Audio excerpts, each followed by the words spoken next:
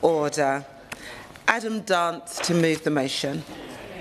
I beg to move that the House has considered support for dyslexic pupils at school. It is a pleasure to serve under your chairmanship, Ms Butler.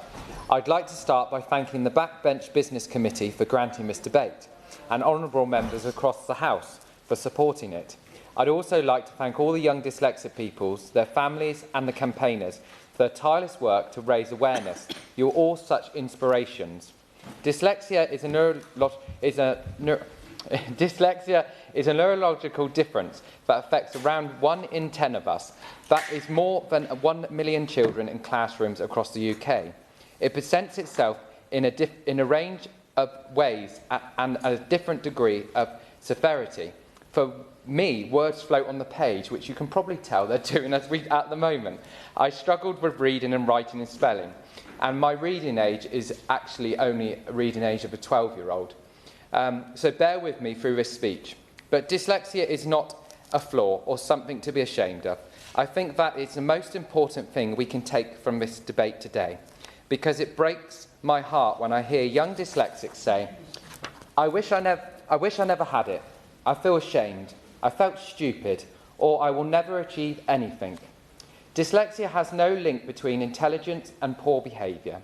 Being dyslexic just means you learn and express yourself differently. And while that comes with challenges, it also often means you have strengths in problem solving, resilience and creativity or practical work. That is my message to all dyslexic young people. You can do anything in life, and it is the job of schools and your government to help achieve that. Unfortunately, however, support for dyslexic pupils at school is still not where it should be. I've said this before, but in Somerset, chronic underfunding means support has gotten worse since when I was at school, despite the hard work of educators. I left school in 2008, and I had more support in school then than there is now. We've gone backwards as a country, and it's not good enough. Of course I'll give way. I thank the Honourable Member for giving way, and he's making an excellent speech on a very important subject. Now, early diagnosis is key for dyslexia students to access necessary support and assistive technology. Yet, as you were pointing out, 80% of children leave school without a formal diagnosis. So does the Honourable Member agree that a universal screening programme could help to ensure that all children, regardless of their background, have their needs recognised and talents nurtured by our education system? Thank you. I totally agree, and actually I'll come on to that later on. And actually you probably saw I had a 10-minute rule bill about getting support, so if you want to sign that letter, please do. The biggest problem is, of course, identifying dyslexia. While three children in average class likely have dyslexia, 4 in 5 leave school without having their needs properly identified. There is no NHS pathway to diagnosis for dyslexia, as it is not a medical condition. This means diagnosis and support is based on a postcode lottery and family's income.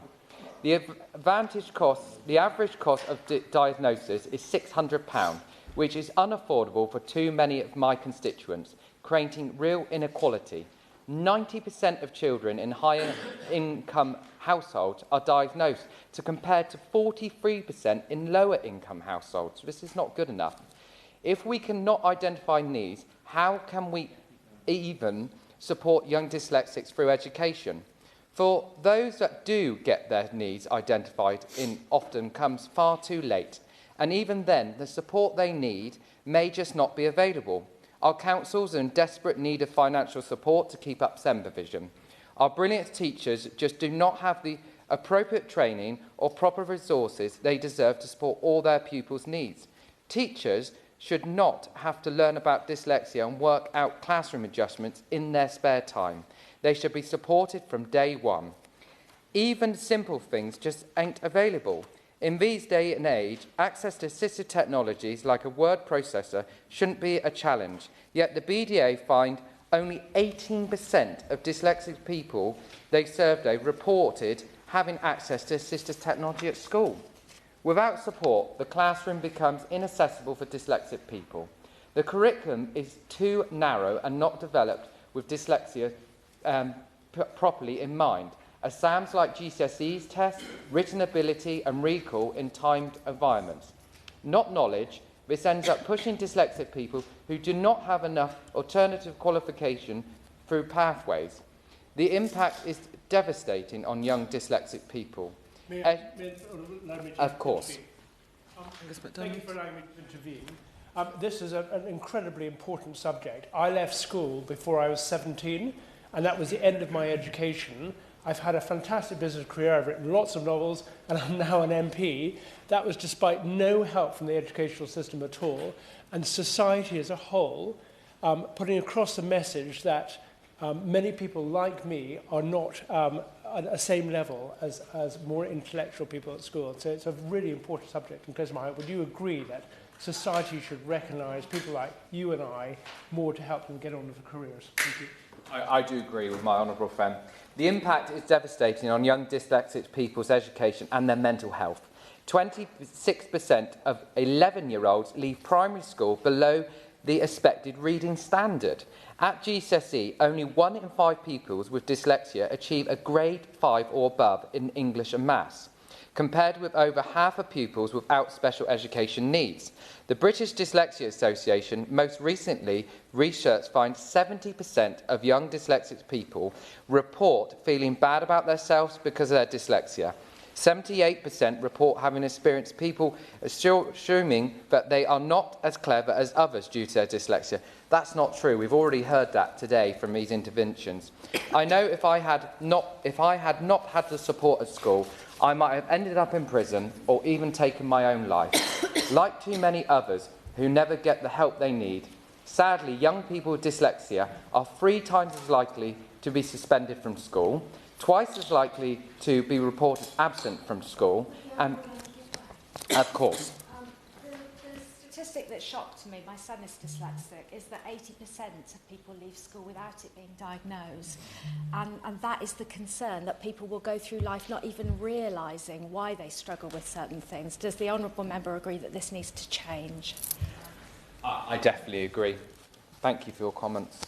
And 3 times as likely not to be employed in education or training by age 16 and 17. Research suggests that around half of people in prisons may have dyslexia, compared with 1 in 10 in the general public. I've heard from people who have come out of prison and found out that they were dyslexic. They realised that had they gotten the support, they may not have given up on school and ended up where they are today. That tells us all we need to know about dire consequences of not getting support for dyslexic people. So, what can we do? Because action is long overdue. We have to make dyslexic and other neurodiversity like ADHD, autism and dyscalculus a priority by having a national dyslexic strategy and a national body for SEND to oversee it. Any changes have to start with early identification, teacher training. That is why I've proposed my bill on universal screening and teacher training.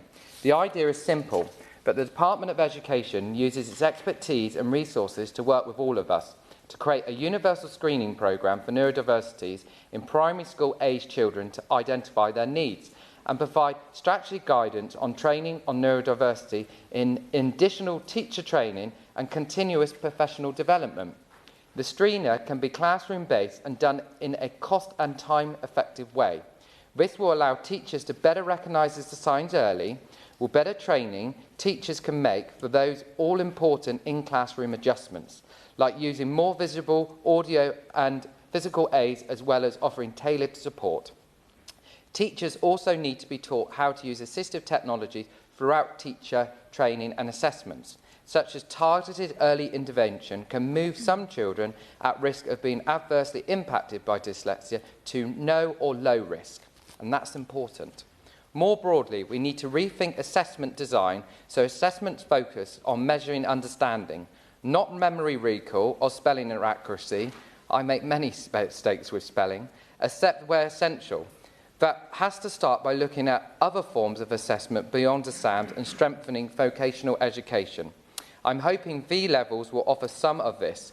Access to assistive technology must be a standard, and how to use it must be properly taught through Key Stage 2 to support independent learning. I cannot end without addressing the elephant in the room, the now delayed Sen White Paper. I think the Minister and her team have heard the fear and anxiety reported cuts are making and the real frustrations at the delay. I would just like to ask the Minister to address reports that dyslexic children may lose one-to-one support and extra teaching staff support. If that is the case, I urge the Government to rethink again. Cutting cost at the expense of young people's future is never worth it. Madam Chair, ultimately, I think we all want the same thing, an inclusive and fair education system that gives young dyslexic people the chance to shine. With the changes I've set out, we can take a big step towards that future. So I hope the Minister will take these ideas on board and work with us as they finalise the Sen White Paper. Without these changes, I fear this will be another missed opportunity and an entire generation of dyslexics failed by the Government. Thank you. Thank you. I remind members that they should bob if they wish to be called in the debate. Juliet Campbell.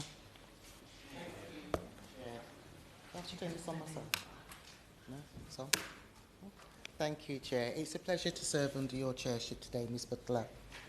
I wanted to begin by thanking the Honourable Member for Yeovil, my co-sponsor, for his continued support and his tireless campaigning on the issue of dyslexia. I rise not only as a Member of Parliament for Broxtowe, but also as the Chair of the All-Party Parliamentary Group for Dyslexia, a group I've been a member of since 2016, some 8 years before becoming an MP, and now have the pleasure of chairing. After my son was diagnosed with dyslexia, I set up a not-for-profit organisation to raise awareness of dyslexia, training educators on how to identify dyslexia in the classroom, and offering support to dyslexic children and the parents of dyslexic children, but is something that my family did not receive. Sadly, despite that being many years ago, in the UK, we are still remiss at early identification of dyslexia, and many children and young people are still not being identified and are still struggling.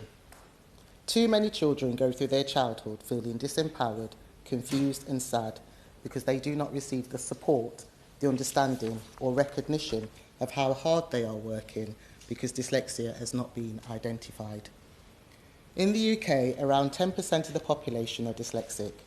Yet despite its prevalence, dyslexia remains underdiagnosed and parents often struggle to get their children the support they need. Dyslexic people often face barriers that affect their self-esteem, educational outcomes, the loss of love of learning, earning potential, and are overrepresented in the prison system. On that point, of course. Shanker. Thank you to my honourable friend for giving way. We know that our children and young people, dyslexia frequently co-occurs with other special education needs like ADHD or development language disorders. But with fewer than half of the HCPs issued on time last year, too often families are left struggling to secure the support they need desperately for their children. Does my honourable friend agree that giving dyslexic pupils the additional needs and the right support means ensuring access to EHCPs is absolutely essential? Juliet Campbell. Intervention, and I absolutely agree that the support that young people need is crucial, not just for their education, but also across and throughout their lives. So I talked about overrepresentation in the criminal justice system, and these challenges should not be an inevitable part of being dyslexic. A recent report published by the British Dyslexia Association, aptly called Set Up for Someone Else, was a disheartening read, where it identified that 70% of young people said their dyslexia makes them feel bad about themselves. 78% of the young people said that they assume they are not clever because they are dyslexic. 59% of the young people have been bullied or teased about their dyslexia. And 65% of young people hide their dyslexia. But it doesn't stop there, Chair. Parental income makes a difference. 90% of young people in high-income households are diagnosed, compared to only 43% in the lowest income households. And only 30% of young people in lower income households say the support they receive at school is good, compared to 86% of young people in higher income households. Embracing the strengths of dyslexia is essential so we can change the trajectory of their lives and for current and future generations. People with dyslexia often shine in creativity, problem solving, verbal reasoning, and have excellent entrepreneurial skills. So this year, during Dyslexia Awareness Week, I called upon the government to introduce a national dyslexia strategy to even the playing field for dyslexic people by reforming the teacher training curriculum to ensure educators are provided and equipped to recognise and support dyslexic learners, standardising dyslexia identification and interventions across schools, and prioritising early identification and assessments, allowing tailored support to be given as early as possible in a child's educational journey. These steps will help create a more inclusive and effective educational system, one that recognises neurodiversity can also be a strength. Chair, it is 130 years since the term dyslexia was coined by Rudolf Berlin. The word means difficulty with words. In 1970, a report was written called The Dyslexic Child, which identified developmental dyslexia as an issue requiring urgent official attention. In 1972, another scholar argued that preventative and supported steps taken early are immeasurably more humane and fruitful than attempts to remedy a problem which becomes increasingly complex as a child gets older. This is still relevant today. Precise definitions of dyslexia have changed over time, but a number of common characteristics have been agreed. That those with dyslexia struggle to break down words into their smallest constituent parts, making the use of phonics in school close to useless for dyslexic pupils. Chair, it was the last government that set out how to understand and improve the provision for dyslexic children. In 2008, the Labour government tasked Sir Jim Rose to lead a review called the Rose Review to make recommendations on the identification and teaching of children with dyslexia. In 2009, the final report of the Rose Review identified or defined dyslexia as a learning difficulty that primarily affects the skills involved in accurate and fluent word reading and spelling. Characteristic features of dyslexia are difficulties in phonological awareness, verbal memory, and verbal processing speed. It is poignant, therefore, that it was under the last Labour government that Sir Jim Rose provided a clear definition of dyslexia, which makes it fitting that it is this Labour government that should carry on the work and build on that work by producing the first national dyslexia strategy to take forward what Sir Jim Rose began back in 2008-2009. As well as in our schools, there are inherent inequalities societal inequalities facing dyslexics, which fall under 4 categories. These are educational attainment, career progression, overrepresentation in the criminal justice system, and a higher proportion of dyslexic people using our mental health services. In education, children fare much worse. Looking at the 2023-24 academic year, only 22% of pupils with specific learning disabilities such as dyslexia achieved grade 5 or above in English and maths, compared to 52% of their peers. A strategy would set out a significant upgrade in teacher training curriculum in partnership with universities and unions, so that teachers are properly equipped to teach dyslexic children.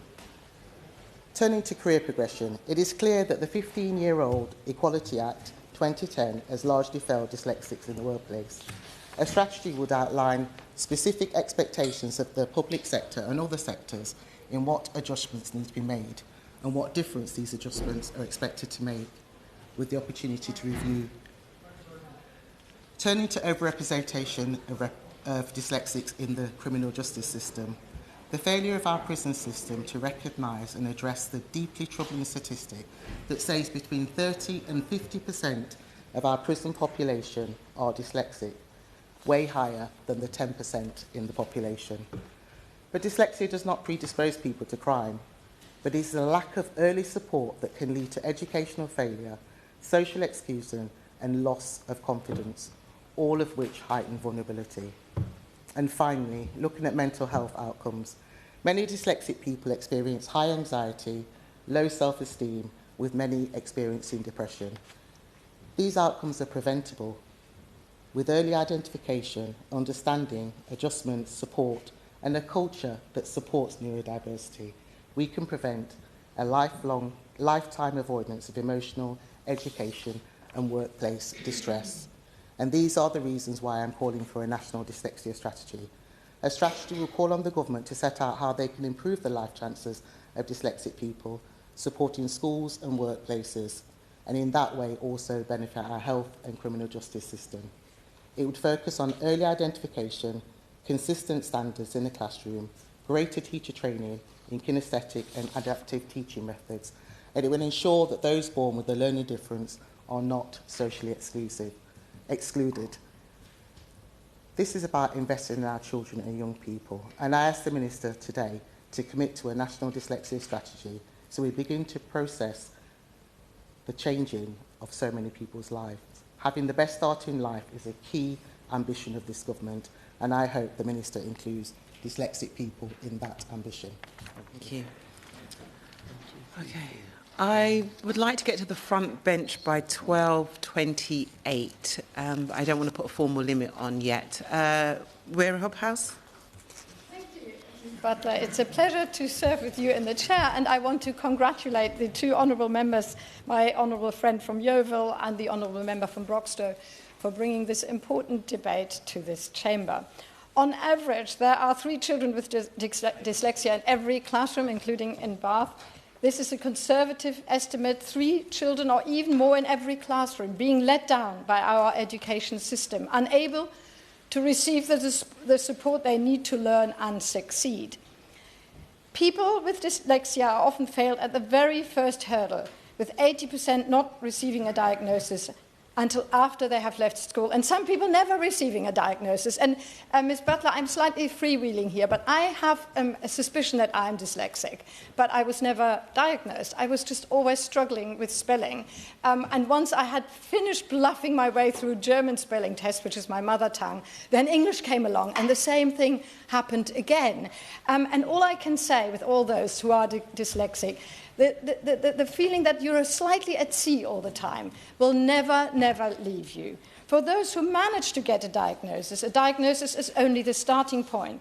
With increasing pressure on schools' budget and a lack of teacher training on how best to support neurodiverse children, a diagnosis is just the first of many, many challenges.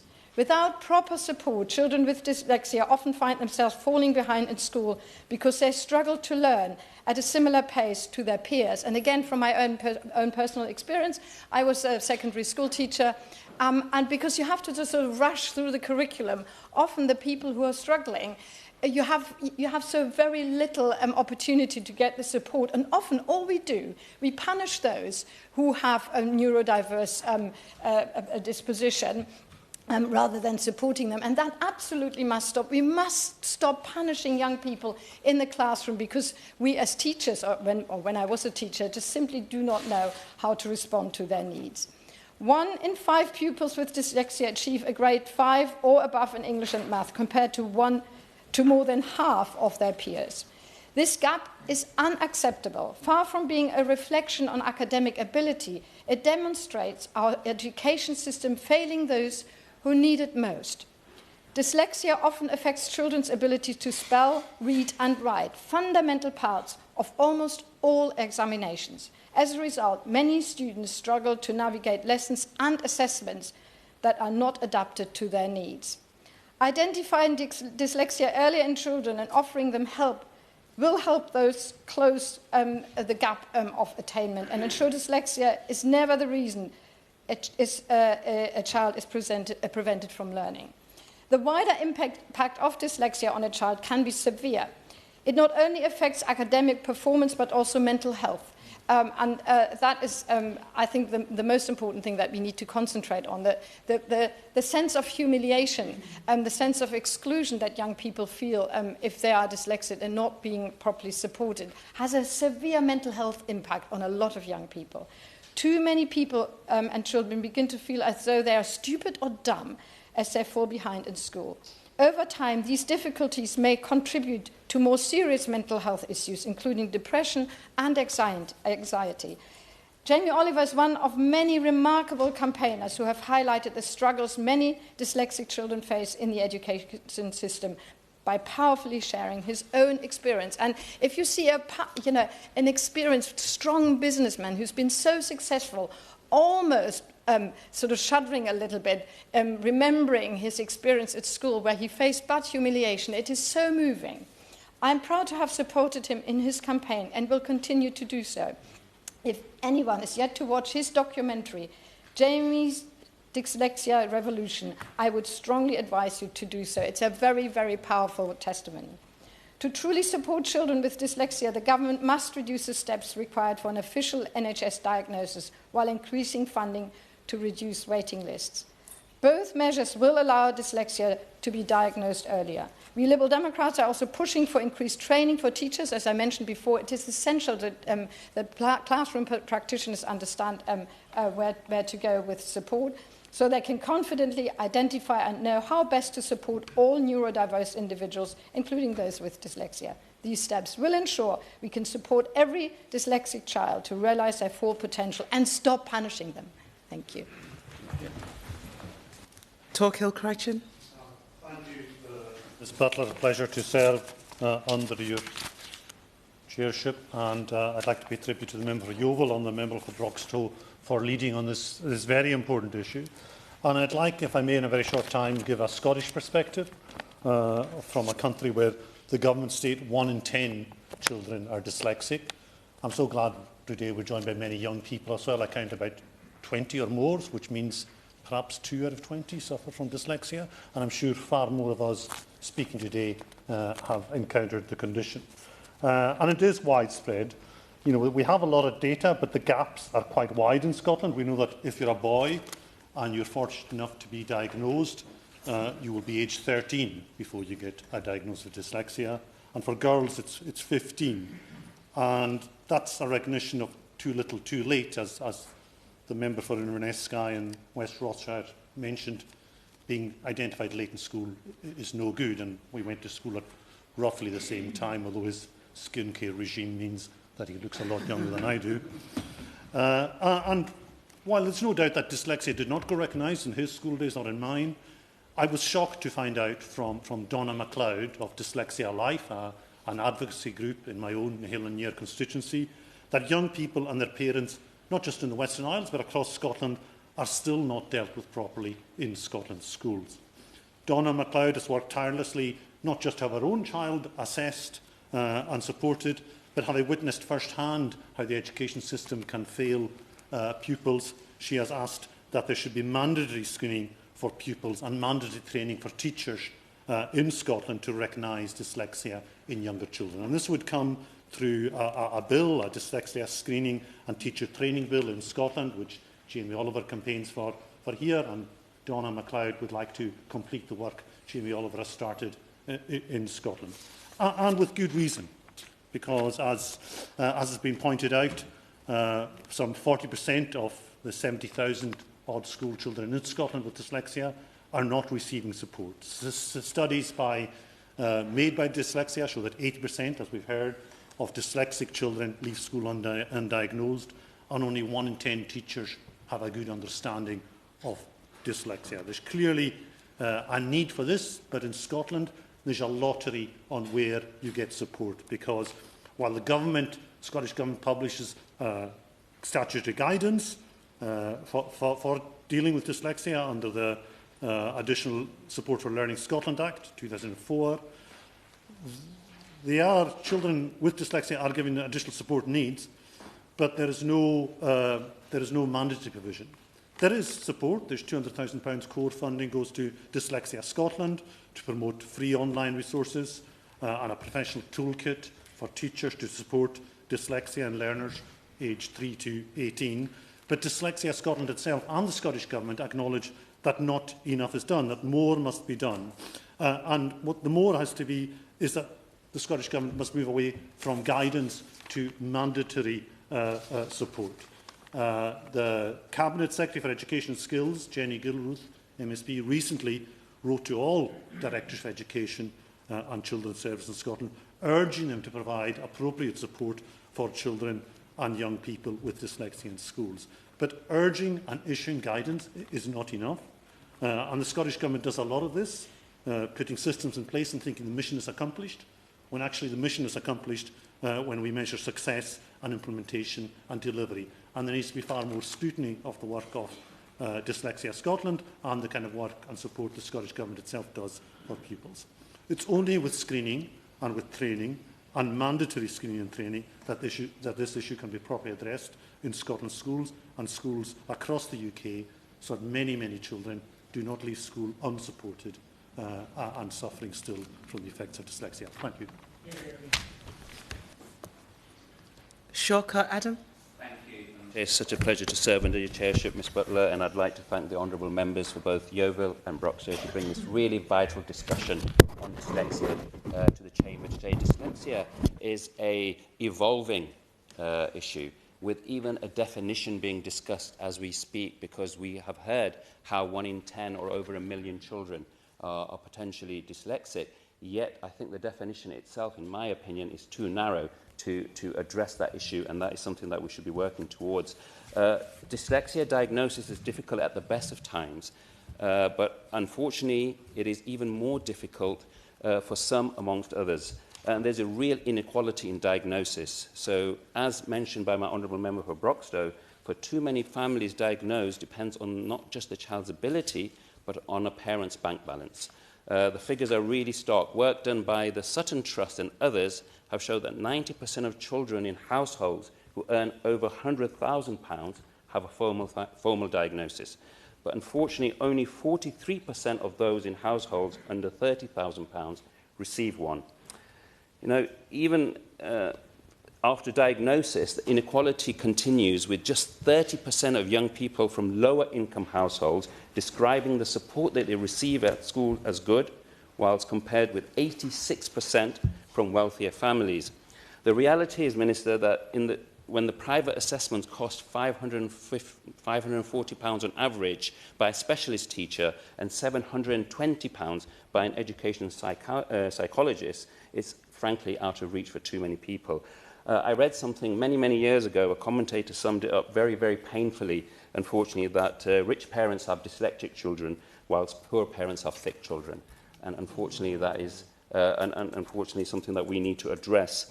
I would also like to address the point, another issue that widens the gap, and that is of race. Unfortunately, children from black, Asian and ethnic minority communities simply do not know, many simply do not know what the term dyslexia actually means. The expert, Janet Morgan, noted that many young black British people, in fact more than 80%, are not diagnosed until they get to university. And it's only then when they are pushed to their limits. She has spoken of the burdens of labels, you know, being black, being female, and do they really need another label of dyslexia? And we see then how visible and hidden differences together compound even further disadvantages. So when early research was done into neurodiversity, it ignored race, and the experiences of these children were written out of the story altogether, and this must be addressed. As the Honourable Member for Broxton also said, that studies have shown that approximately 30% of our prison population have dyslexia, but could be as high as 56%. So we need to help our children, essentially to help ourselves. Secondly, adequate training resources for our schools. Our schools are doing their best, but the truth is that many do not have the capacity to identify and support dyslexic pupils effectively. Special educational needs coordinators are often overstretched, and provision varies significantly between schools. There is currently no consistent national standards for SENCO training or for the level of support pupils should receive. Teachers want help, but without time, funding and specialist guidance, the ability to do so is limited. Thirdly, we need more clinical research on tools and aids that actually assist our dyslexic population. I declare my interest here as an optometrist, and we have provisions available for children, like changing the background of colours, coloured overlays, tinted lenses. However, And it does work. I've seen grown men crying because it's been the first time that they've been able to read to their children, and it's really, really effective. But the evidence is still incomplete. Therefore, the government should commission research to identify which tools genuinely make a difference so that schools can adopt the evidence-based approach rather than just relying on anecdotal, on trial and error. And just very quickly, I'm very lucky to be living in, being the MP of Leicester South, that we have Every Cherry Publishing, which offers a specialist range of books for dyslexic children and adults, which brings classics like Frankenstein and Christmas Carol, and amongst other stories, to be enjoyed by those with dyslexia. The book incorporates senses, signs and images to cater for students, and this is the work of educator turned publisher Emma Steele, and these books are changing lives. Minister, the British Dyslexia Association is calling for urgent and practical action. We need a national strategy for dyslexia, universal assessments and screening tools, a national standard for SENCO provision, greater investment in research, and a real sustained support for our schools. Thank you. Josh Newbury. To speak with you in the chair, and I'd like to thank and pay tribute to the honourable gentleman, the member for Yeovil, not only for his powerful speech in this debate drawing on his deep personal experience, but also for his steadfast campaigning in this place. He really is a strong advocate for children and adults with dyslexia. And my honourable friend, the member for Broxtowe, should also be given credit for her fantastic speech, particularly her call for a national dyslexia strategy, which I echo. When I speak to people in my constituency, often self-employed or small business owners, I'm struck by how many are very open about their experiences going through school with an unidentified learning disability, often dyslexia. Many say they felt stupid, and many were actively treated that way. And yet, what they needed wasn't dumbing down, it was simple and more inclusive, tailored ways of working. They have gone on to thrive, of course, in professions that they have a talent for, which I think shows us two things. That dyslexia does not limit what you can go on to achieve, despite how limiting it can feel in a restrictive school environment, and that we as a nation are missing out on a huge wealth of talent and success if we fail to give children with dyslexia support in their formative years. The government's curriculum and assessment review is an important and ambitious step, in my view, towards ensuring that every young person in this country benefits from a rich education. It's an ambitious, evidence-led piece of work led by Professor Becky Francis, which rightly recognises the importance of equipping young people with the skills and understanding they need to thrive in a rapidly changing world. The review also makes clear that the curriculum must work for all pupils, not just those who fit neatly within traditional measures of attainment. And I confess that I was one of those highly academic school children, but in a way that made me more acutely aware that actually I was in a minority and that most of school life didn't inspire my peers in the way that it did me.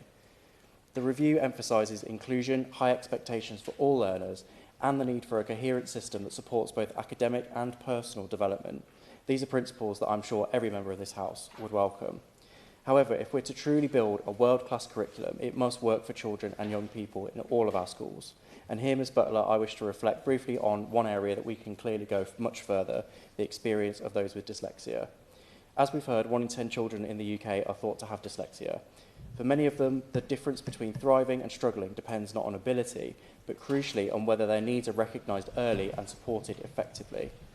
While the review refers to special educational needs and disabilities more broadly, it does not explicitly mention dyslexia, and I hope that that will be addressed by the department as it responds to Professor Francis's findings. We cannot afford to overlook the very real challenges that these learners face in a system still too reliant on one-size-fits-all assessments. Charities like the British Dyslexia Association and Made by Dyslexia have been clear. We must strengthen teacher training, ensure early identification and screening, and expand access to assistive technologies that will help pupils demonstrate their knowledge without being held back by barriers in reading or writing. They also remind us that dyslexia thinking, creativity and problem solving and innovation are skills our modern economy needs, and we should celebrate them. These are not criticisms of the review, but opportunities to build on its work. Its commitment to evidence-based reform, professional development and raising standards aligns perfectly with the goals of improving support for neurodiverse and dyslexic learners. By embedding dyslexia awareness and practical strategies into teacher training and the design of the curriculum, we can ensure that every child is able to access and benefit from the knowledge that our curriculum seeks to deliver. I therefore welcome the review's ambitions, and I would ask my honourable friend the Minister to ensure, as I'm sure she will, that as implementation begins, the Department works closely with charities, schools and experts to ensure that inclusion is not just a noble principle, but a lived reality in every classroom. Thank you. Charlotte Kane. Thank you, Ms Butler. It's a pleasure to serve under your chairship. I congratulate the honourable members for Yeovil and for Broxtowe for securing this debate and their excellent speeches, and I echo their calls for a national dyslexia strategy. Within 6 weeks of starting primary school, pupils are tested on their literacy, communication and maths ability and pushed to meet the expected standard in phonics by the end of year 1. Those that fail are pushed in year 2 and retested at the end of that year. This pressure and thoughtless comments by staff or pupils can make dyslexic child feel stupid or thick because they struggle to read and write. But they aren't. They're different. My constituent Neil contacted me earlier this year about improving SEND provision, giving the example of his dyslexic 15-year-old daughter Lucy. He told me that Lucy will leave school with, and I quote, low self-esteem and low expectations because the world will judge her based on her grades and she will assume that there are just things that aren't within her capability. That is shocking. Our education system must do better than that. If not diagnosed at an early stage, support isn't put in place and students struggle further. But as we know from Lucy, even when diagnosed, the pupils don't always get the support they need. And then they go on to sit their exams, often remaining undiagnosed, and as we've heard, only 1 in 5 dyslexic pupils achieve grade 5 or above in English and maths. So as they move into 6th form, they're further impeded from their 6th form studies because they have to resit English and/or maths. Neil told me this morning that Lucy is sitting 2 mock exams today and that she was extremely distressed at the mere thought of going through such a stressful process. I'm sure colleagues will join me in wishing Lucy the best of luck today and through all her exams. Does the Minister agree that more should be done to give dyslexic pupils a fair chance in the assessment process? And can she provide an update on what steps the government will take to improve reasonable adjustments for pupils in these exams? If we can make early diagnosis the norm, not only can we help children to be more supported in the classroom, but also boost their educational attainment.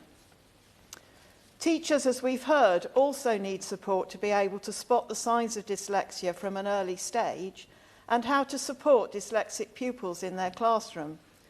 Neil told me that his wife spends a lot of time emailing Lucy's teachers to give them constructive feedback on how a dyslexic student learns. No parent should be expected to bear this additional burden, and nor should teachers for that matter. So what is the government going to do to provide support to teachers so they're better equipped to support dyslexic pupils? I also discovered that the government doesn't publish data on levels of dyslexia among school-aged pupils, so we don't actually know the full scale of this problem.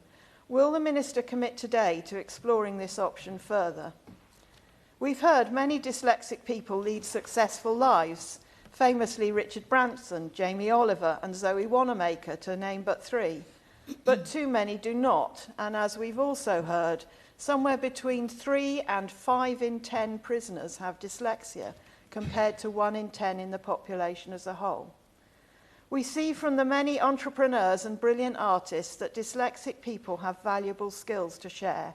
We need an education system which identifies dyslexic pupils early and supports their learning so that they all have the chance to succeed in life.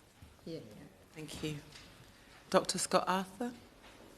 Thank you, Chair, and what a privilege it is to serve under you today. And I want to thank the Honourable Member for Yeovil for introducing this debate alongside my Honourable friend from Broxtowe as well. So as others have said before, have noted, dyslexia affects around 10% of the UK population, with 4% experiencing severe dyslexia. Up to 80% of those children with the condition leave school without a diagnosis or the support they need to reach their full potential. So when I was at school, that dyslexia, I think, was less well understood, even less understood than it is just now. And I was one of those kids who took a long time to progress through English. It took me 3 times to just, some people might not be surprised to hear, passed my O-grade English, which is the equivalent of O-level English in Scotland. And it wasn't until I became a university lecturer where I encountered kids who had a proper diagnosis that I started to understand the condition and how it affected me, and developed coping strategies which enabled me to go on to try to sit my higher English evening college. I did succeed, but it wasn't a journey I entirely enjoyed. But being a university lecturer, I did meet students who had been really well supported at school, and that had helped them reach their full potential. I taught civil engineering, so it often attracted students with good mathematical skills, but perhaps not the best English skills. But also encountered students who hadn't been diagnosed at school, and it wasn't until they had the first set of exams that they started to be flagged up as needing extra support. Will the Honourable Member give way? Absolutely. Thank the Honourable Member for giving way. Do you agree with me that if someone who's got dyslexia hasn't been identified and fails their English exam at GCSE level and then has to go to college and retake it, it then puts them off going further to university? I know for me it certainly did. Absolutely, particularly if the condition's not understood. They just assume that, let's face it, they're not the smartest kid in the class, whereas often the opposite is true. Because I know through working with students with dyslexia in my job as a lecturer, often they were real problem solvers, we've heard about that, real systems thinkers, and able to see the bigger picture. But that was once they had the diagnosis, we were able to support them in their studies. And I have to say, I mean, I worked in the sector for a long time. I first started lecturing in the late 90s. And back then, among staff, when we discussed dyslexia, it was spectacularly uninformed debates we had about the condition, spectacularly uninformed. I can remember one of my colleagues who was very well-intentioned talking about his hope that the student could shake off dyslexia by the time they left university. If only that was possible, that lecturer would be world-renowned by now, but sadly not. Still a great person, though. In Edinburgh, we are lucky to have organisations like Healthcare in Mind stepping in to help parents secure a recognised diagnosis in Edinburgh South West so that their children can finally access the support they deserve. But receiving a diagnosis and the associated help should not be down to a postcode lottery and should come early enough in a child's life to allow them to adapt their style of learning and make the most of their school experience. In a recent survey by Dyslexia Scotland, it showed that dyslexia is still widely misunderstood. Many parents, and I dare say some teachers, still think it's something that children can grow out of, or it only affects boys, or it's about eyesight, or it's something that children can overcome if they just try harder. Absolutely. It's not the case that people just become better at bluffing and just sort of finding coping strategies, but that is not really getting to the point of really dealing with dyslexia. Absolutely, and I became quite good at avoiding being given the pen to write on the whiteboard at school. I became very good at that, and that was absolutely a coping strategy. But at the heart of these differences in diagnoses, as we've heard already, is a real inequality. And I do think all of us here from all parties are here to reduce inequality. And in focusing that lens on dyslexia makes absolute sense. And of course we know that that dyslexia does affect everyone, and we do have a real duty to try to bring some justice to that. And I'm proud that researchers from Edinburgh University are leading groundbreaking work to help us better understand and identify dyslexia at an early stage.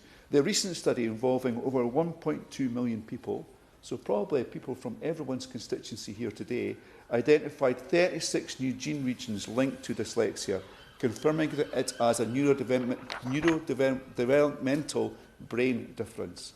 And I hope that confirmation of this biological basis can help reduce the stigma alongside fantastic campaigns like Dyslexia Scotland's Busting the Myths initiative.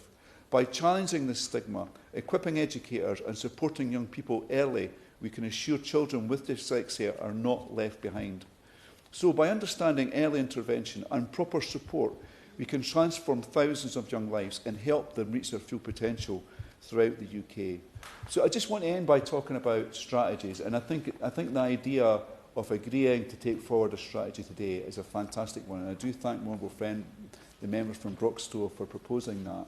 But as we heard from my honourable friend from Nahilan Yar, and apologies if I've pronounced that wrong, we have a strategy in Scotland. But when you compare what's happening in Scotland, where we have a strategy, to what's happening in England, where we don't have one, there's not a substantial difference. So if we are going to agree a strategy, I think we have to ensure it's properly funded and real accountability, both for ourselves, parents, and most particularly for young people, to make sure we get the maximum benefit from it. Thank you, Chair. Thank you, Madam Chair. A real pleasure and a privilege to serve under your chairship. Can I thank, first of all, the honourable gentleman for Yeovil and the honourable lady for Broxtowe for setting the scene. Nothing, I think, tells a story better, Madam Chair, than personal stories, and both the honourable members give us their thoughts on where we should be. And by doing so, they perhaps, I think, inspired others out there who perhaps maybe have dyslexia and perhaps other issues as well, and maybe they can say to themselves, you know, if he or she can do that, then perhaps I can do the same. And I know that would be the ambition of both of the honourable members, and I hope that will be the case. In this room, Madam Chair, obviously I'm pretty sure I'm the oldest person in this room, so I can go back to the 60s, the early 60s, as a child at school in Ballywalter Primary School. I remember it well. I remember some of the young boys, and particularly young boys, because the boys all tended to play together and the girls played together, so maybe that was the way it was back in those days. But there were young boys that definitely had issues. I never knew what they were, never for once ever understood what the problems were. But I did understand that they had some of the symptoms of dyslexia and perhaps other things as well. And looking back now, I don't even think anybody knew what dyslexia was. Didn't know what autism was. Didn't know what the children's issues were. And an honourable member who spoke before me referred, they'll grow out of that. That was a word that I heard often from the teacher, but they didn't. That was a fact. I want to, of course, give a Northern Ireland perspective to this, as I always do in these debates, because I think it adds to the information, and it also helps the Minister, who has no responsibility at all for Northern Ireland, but helps the Honourable Lady to understand what we have in Northern Ireland. This year, dyslexia is one which impacts every region of this United Kingdom of Great Britain and Northern Ireland. And whilst we don't fall under the direct remit of the Department of Education, the information share and best practice lessons are vital to ensure that we arm those with dyslexia to fight their way to their chosen career without the limitation of how they learn impacting their outcome. The fact is, Madam Chair, I believe it to be true, I think we all do, they can achieve their goals and they can achieve their job expectations, and that's what education should do and must do. A Northern Ireland study suggests that unfortunately some 25% of pupils may have some form of dyslexic type difficulties, while around 10% require additional support, probably similar to what others have referred to as well. In the 2021 school year, over 9,300 children were officially listed as having dyslexia or specific literacy difficulties. What must be said is the way that we view dyslexia has massively changed in recent years. That's good news. They know what it is now. Didn't know it when I was at school back in the 60s and early 70s, but they know now, so it's good news. And it's no longer a barrier to education, but it must be seen as a different route within education for them to achieve. So it's how that happens and how they do it here in the mainland. But I already mentioned Honourable Liddy for Bath referred to Jamie Oliver and that event that he had down in the Churchill room where he told his story. Wow, listen to him in the story and the success he has done. But not just that, look at Lord Sugar, look at Richard Branson, very successful businessman, Holly Willoughby as a presenter, Keira Knightley the actress, and even our own Princess Beatrice, who so beautifully delivers speeches and eloquently speaks on this issue. When we look at these very few examples of those who have done well, right away you say, Madam Chair, that if they can do it, well, I'll tell you what, we can do it as well. We can see that there is no barrier and should be no barrier and can be successful when we give these children the tools to their own learning to help them succeed and achieve. The important thing to focus on is early support and intervention. When it comes to dyslexia, identifying the signs early can make a world of difference. By spotting indicators early, we can create the tailored pathways to help children thrive in their education and personal development. A bit more time spent now will help them to achieve their dreams and their goals. It can, and indeed it must happen. I wish the Minister well in answering the questions. I don't doubt for 1 second the Minister's commitment to try and do better. To do these, schools need support as well. Reading and recovery schemes are essential, as is ensuring that early years teachers can spot the signs and signposts for assessment and help. The earlier we can spot the need, the easier the intervention will be, and the hopes are that by high school time, the child understands their needs, can get the support which ranges from a scribe to simply getting their test on a different kind of paper. Something so small can make a big difference. I conclude with this, Madam Chair. That cough of yours is getting worse. I say that very kindly, by the way, okay? Schools need the funding to do this and the expertise to get the tools right for each child. This can only come with a confidence system in place. So I look to the Minister, we all do, for the guidance and support for schools. And perhaps could I ask, Minister, share that with us in Northern Ireland. Thanks so much. Spokesperson Anna Sabine. Thank you, Madam Chair. A pleasure to serve under your chairmanship.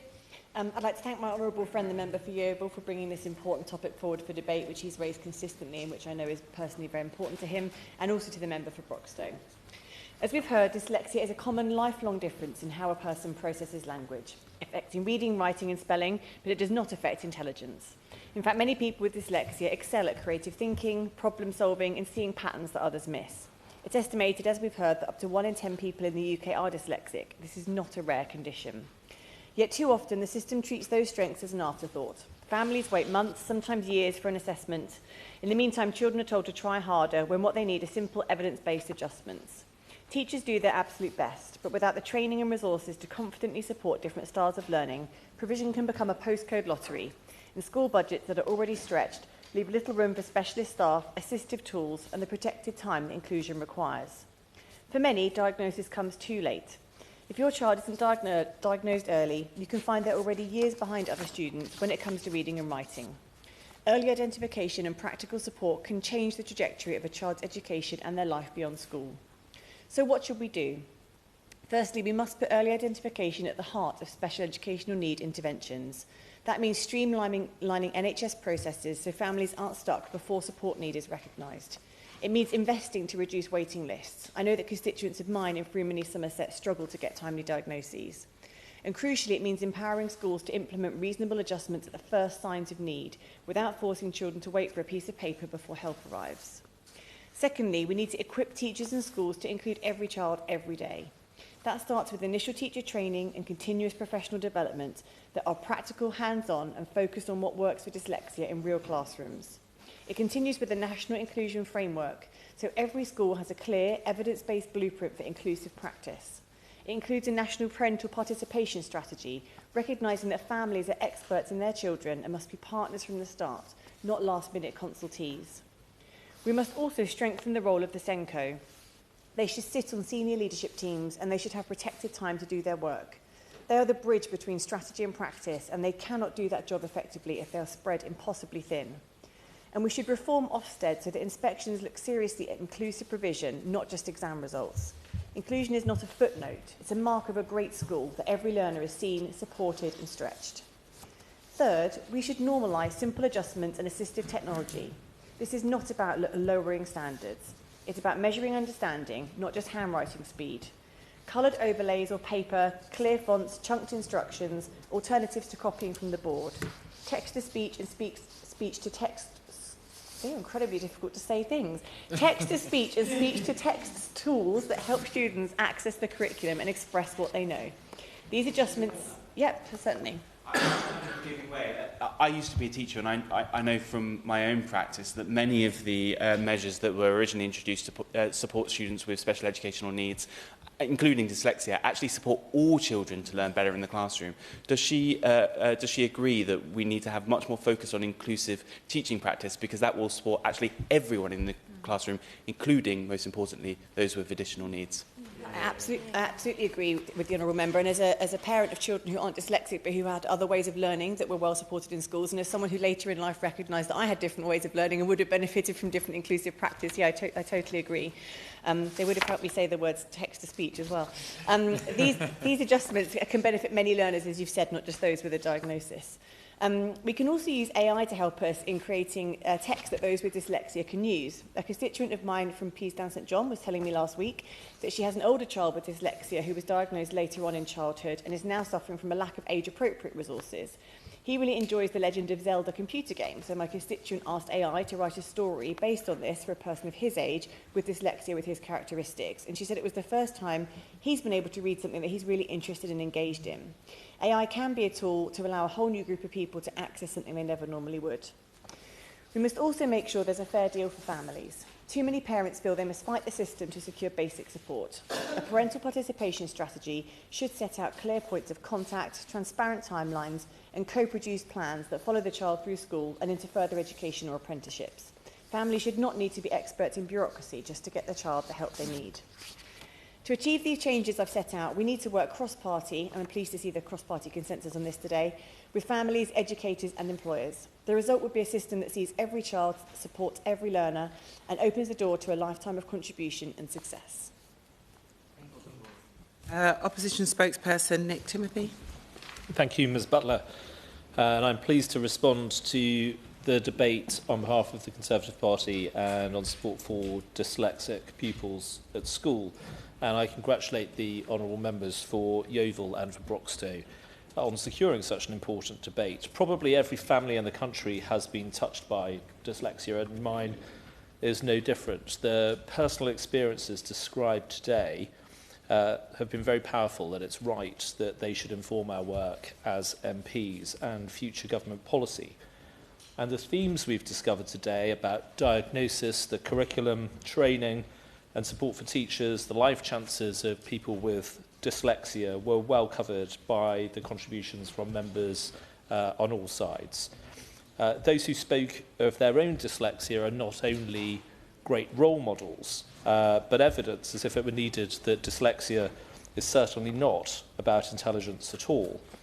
And I want to thank the member for Broxtowe for her work with people with dyslexia before she was elected to this place. Reforming SEND is one of the most pressing challenges facing our education system today.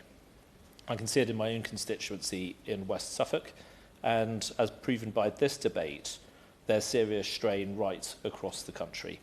The Education Secretary has previously said she won't shy away from what's difficult and long-term when it comes to SEND reform, and also that there's no responsibility she takes more seriously than this task. These are very welcome words, and we await the proposals from the government.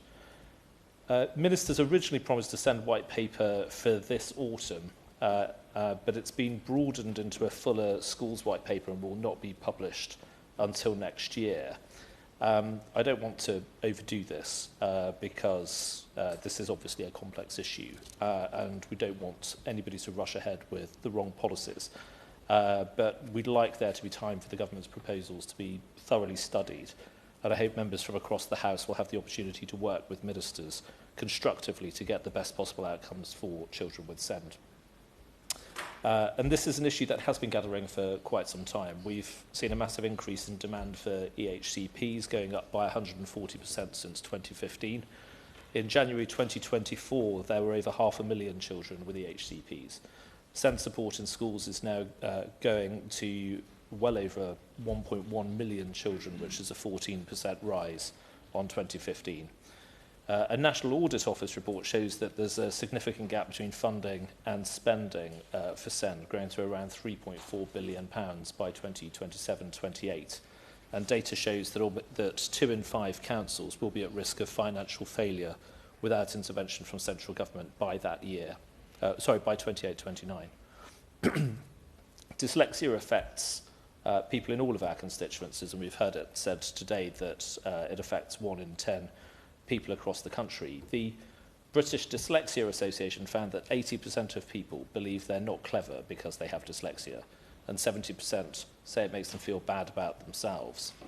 It affects children's self-confidence and self-worth as much as what and how they learn, demonstrating the sensitivity and care that we must take on this issue. And we've heard some of the stories about teachers and those in positions of authority who have got these things wrong in the past. But as the member for Yeovil said, there is no relationship between dyslexia and intelligence or behaviour, and people with dyslexia learn resilience and important problem-solving skills. Most worrying are the disparities in how people with dyslexia are diagnosed. For households with an annual income of over £100,000, 90% receive a diagnosis. But as the member for Leicester South said, households with an annual income below £30,000, it's closer to 43%. While a diagnosis doesn't guarantee an EHCP, it can at least help parents and teachers to understand a child's condition better and find the most effective ways to support them. There is certainly a case to be made for rethinking how we teach the curriculums to children with dyslexia, how we organise their classrooms and structure their time, and exploring the best teaching tools that are available, as many members have noted today. But most of all, we do need to get a grip on diagnosis.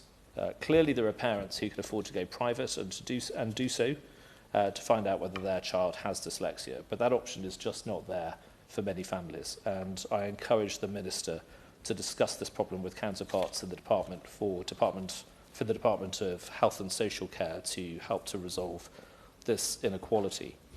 There's no reason why a child with dyslexia should not have the best possible start in life. We're not talking about how smart a child is, but about overcoming the obstacles to their learning and development. Going through this journey will shape who they later become as adults. This raises another issue about how education and health cannot be viewed separately and in isolation. As many as 54% of people with a learning disability have a mental health problem, according to the Mental Health Foundation. EHCPs sought to bind education and health together for that reason. And of course, that there are difficulties and much more progress to be made with EHCPs. But remarks from the Education Secretary and Christine Lenihan, the government's SEND advisor, have sparked some concern about parents. Christine Lenihan has said she's, quote, considering whether EHCPs are the right vehicle to go forward. And because we've yet to see what the white paper will say about the future of EHCPs, perhaps the Minister can give us and give parents some more certainty when it comes to her remarks. Ms Butler, this has been a highly informative and fruitful debate, helping us all to better understand the challenges faced by children with dyslexia and the broader reform agenda that should best help them in their education. Some things, as I've said before, about SEND more generally and about children's social care are far bigger than politics and party politics. When ministers are ready to put forward their plans for the future of SEND, I hope there will be serious attention given to children with dyslexia, taking on board what's been said today and listening to what parents and teachers across the country believe we need to do to help future generations of children. I'd like to allow 2 minutes for the mover to wind up at the end. Minister. Thank you, Ms Butler. It's a pleasure to serve under your chairship, and I'm sure that you will cough at the appropriate time if I'm going on. I'd like to thank the my honourable friend for Broxtowe and the honourable member for Yeovil for securing this important debate. I think, as others have said, as both of the honourable members are really important champions on this issue. The honourable member for Broxtowe has huge experience in their previous life in training teachers and parents, and has brought that into their work in the APPG. And since I've had the privilege of taking on this role, I have seen the honourable member for Yeovil at almost every debate, which I think says something about their passion and the way that they speak about their own experience and the challenges they've overcome, I think is inspiring for many young people. And I think as we've heard from many across this room today, those who themselves have dyslexia or have children who have dyslexia are important voices within the debate, and this place is a stronger debating chamber as a result of that. I appreciate the constructive tone from everyone in the chamber today. As it's been said, this is such a critical issue for so many young people around the country. It's my own experiences as a council leader, and I've seen the huge challenges in the system, and I'm deeply motivated to change it. We are not waiting for the school's white paper. There's interventions already happening to support the SEND system. A mention was made of Ofsted, and changes to Ofsted to include inspection on inclusion are already happening. We're seeing changes to teacher training to support teachers to support young people with SEND, particularly adaptive teaching. We've invested an extra £1 billion this financial year into the high needs block, and an extra 740 million into kind of specialist places across the system. So those changes are happening, but we recognise wider reform needs to happen, and that I very much support the desire to work cross-party, to hear from members across the House, to help us shape those proposals, and also to scrutinise those as we go forward. On the issue of dyslexia, which people have spoken so powerfully about today, I attended a parliamentary reception hosted by the British Dyslexia Association recently, where we heard some of the stark research that people have referred to today. The statistic that really stays with me is the 70% one, with 70% of children and young people feeling bad about themselves because of their dyslexia. And we heard a powerful story of Lucy and her experiences earlier.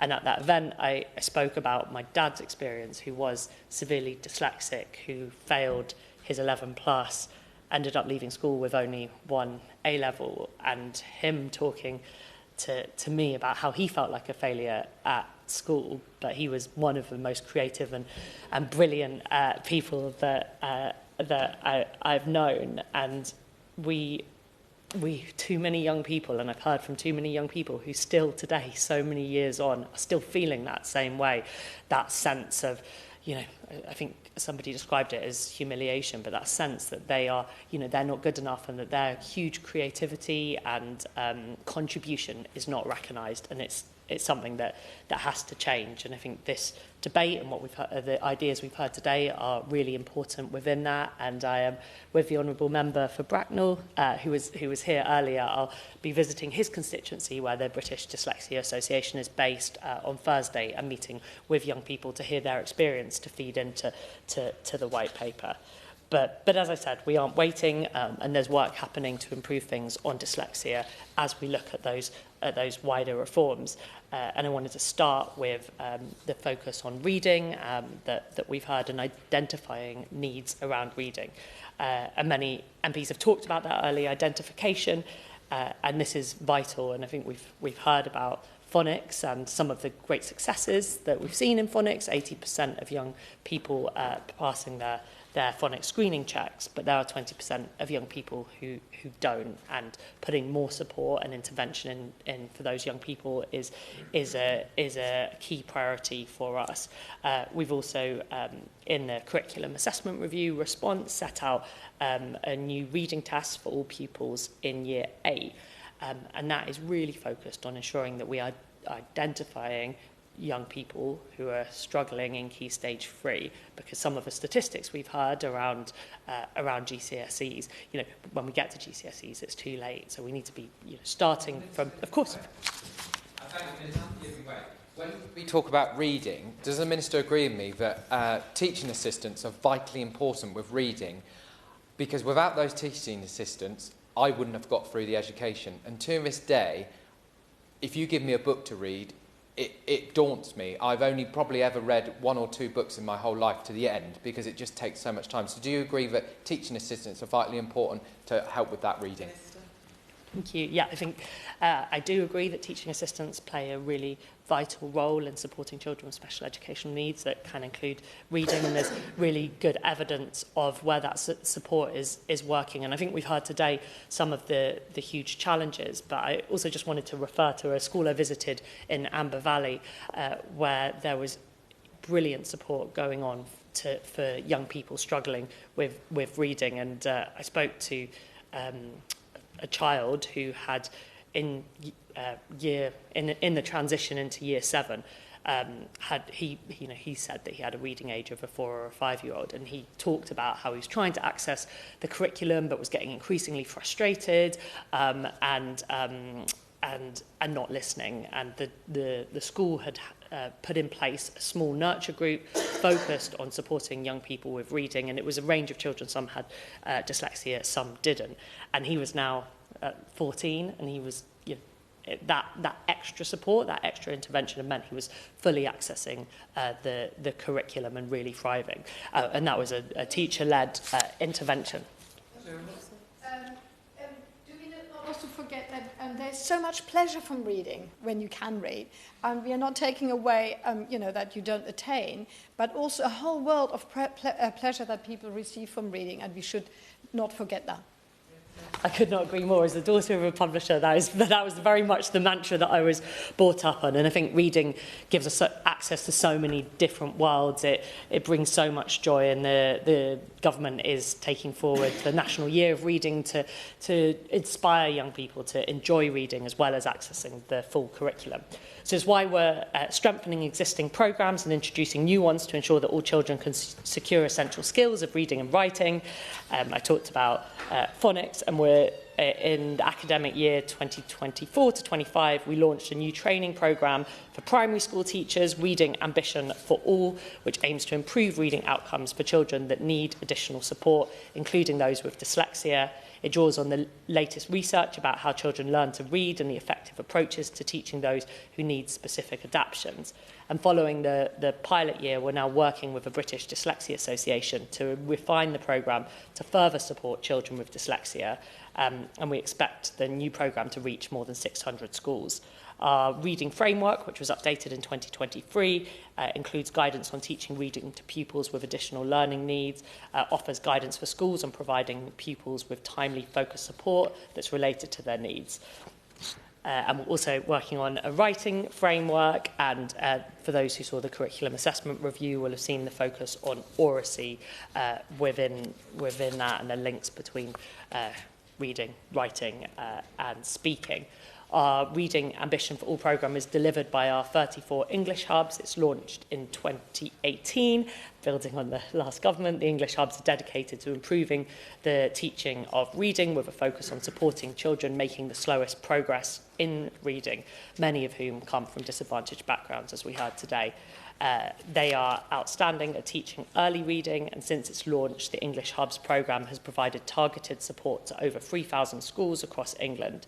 And this year, the English Hubs are delivering intensive support to over 1,200 partner schools, reaching over 140,000 pupils in reception and year 1. And 26.6 million has been committed for the English Hubs programme this academic year. And we know how important that transition from primary to secondary is, and that is a key area of focus for support. The debate has focused on early identification and intervention and the importance of that early support, and we know how critical that is for outcomes. The SEN Code of Practice makes it clear that meeting the needs of children with SEN should not require a diagnostic label. And so we want teachers to be able to offer support at the earliest possible point and where it's needed, regardless of the identified need. And in an inclusive education system, settings should be confident in accurately assessing children and young people's learning and development and meeting their educational needs with evidence-informed responses. I think we've had a good discussion about some of the areas where the evidence is strong, but some of the areas also that we need to see more evidence around assistive technology. And I welcome the focus on evidence and research, which is something we're committed to. Recently published evidence reviews from the University College London will help to drive inclusive practice as they highlight what the best available evidence suggests are the most effective tools, strategies and approaches for teachers and other relevant staff in mainstream settings to identify and support children and young people with different types of need. And the What Works in SEND research programme, led by a research team from the University of Warwick and supported by SEND academics from the University of Birmingham, is researching tools that settings can use to identify the needs of neurodivergent children and young people. I'll move to closing remarks. I think that the depth and thoughtfulness of this debate is incredibly important as we look to reform the special educational needs system. I hope to discuss all of these issues further. I know that I'm meeting the Honourable Member for Yeovil tomorrow, and I hope we can have further conversations about some of the ideas that have been set out today as we move towards the publication of the white paper, which it sets out a broader strategy for young people with special educational needs, and I hope we'll build on some of the really important issues that are raised today around teacher training and early intervention. We are determined to deliver reforms that stand the test of time, that rebuild the confidence of families, and crucially make sure that all young people are thriving at school, all young people are enjoying school, and all young people are getting the support they need. Thank you. Wind up, Adam Dance. Thank you, Ms Butler. I also want to thank my co-sponsor today. It's been absolutely fantastic to hear so many supportive remarks about dyslexia from across the House, and I think that's important to get across, is that actually this shouldn't be political, this should be done cross-party, because we want the best for our young people and the best for their future. And it's also very clear to me that in Parliament, dyslexia is on the agenda, which is great. Really good news. But it has to stay there, and it has to translate into real change. We need to make sure that this doesn't come off the agenda. So I will carry on pushing it, as I'm sure the Minister will get fed up with me eventually, and I look forward to tomorrow. And we need to make sure that the support means that schools is not somewhere dyslexic people fear, but somewhere to set them up to do what they want in life. Something stays with me. We all, as members of Parliament, visit schools in our constituency. And I visited a rural school the other day, and I did a talk about my life and why I got involved in politics and my background. And at the end, 2 lads asked their teacher to stay behind. And the teacher said, "You're not going to say anything you shouldn't be saying to Adam, are you?" And they said, "No, we just want to talk to him." And I said, "Let them stay behind." And you know, these 2 lads, who were primary school age children, it stuck with me. They both said to me, they said, "Thank you. We've both got ADHD and dyslexia. We keep thinking we're going to fail in life, and you've taught us that we're not going to fail in life, so I want to thank you for that." And even at that point, the teacher, just before that, said to those children, "Oh, what do you want to stay behind for?" So the children are already getting sort of, "Oh, you're going to stay behind to say something you shouldn't be." So that's the perception we've got to change in our education system. And I will follow those 2 lads' career and see where they get to, because that really has stuck with me, and I think they really will deliver well. So let's keep working together, and let's just get on with it. And I'm going to say this to the Minister tomorrow. Let's get on with it. Let's move positive, and let's make real change together. Thank you. Thank you. The question is that this House has considered the impact of planned reductions in support for dyslexic pupils at school. As many as are of that opinion say aye. Aye. Of the contrary, no. I think the ayes have it, the ayes have it. Order, order. Suspend until 1 o'clock.